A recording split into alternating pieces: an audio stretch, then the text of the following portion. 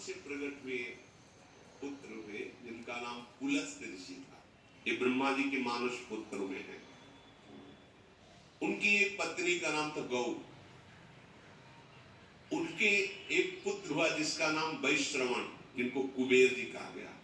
ये पुलस्त्य जी के अंश से प्रकट हुए श्री वैश्रवण जी हैं।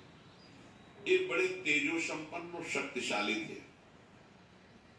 वैश्रवण जी अर्थात कुबेर जी ये पुलस्त्य ऋषि को छोड़ करके भगवान ब्रह्मा जी की आज्ञा में और सेवा में रहने लगे।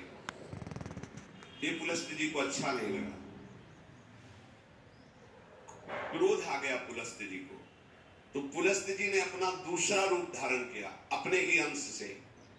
उसका नाम हुआ विश्रवा। अपने शरीर से दूसरा रूप प्रकट किया जिसका नाम विश्रवा, क्रोध से प्रकट किया। ये क्रोध आसुरी भाव है, राक्षसी भाव है।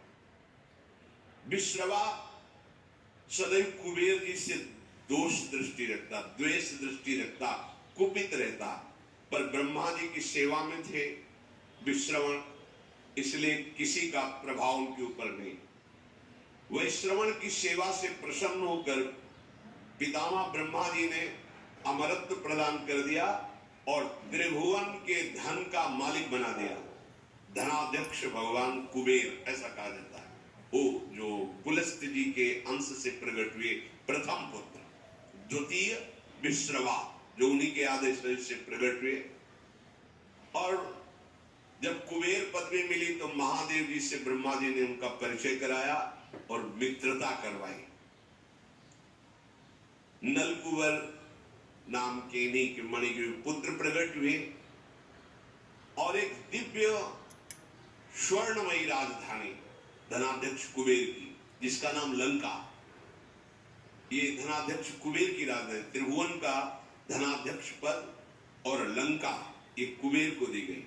और विचरण करने के लिए पुष्पक विमान और यक्ष राक्षसों का राजाधिराज पद कुबेर को दिया गया। जो पुलस्त्य जी के क्रोध से प्रकट हुआ विश्रवा नाम का पुत्र था, वो कुबेर पर दृष्टि क्रोध भरी रखते थे। कुबेर जी ने देखा कि ये भी तो पिता ही तुल्य है। विश्रवा पुलस्त्य जी के आदेश शरीर से वो कभी गुस्सा नहीं करते, सदैव प्रणाम करते।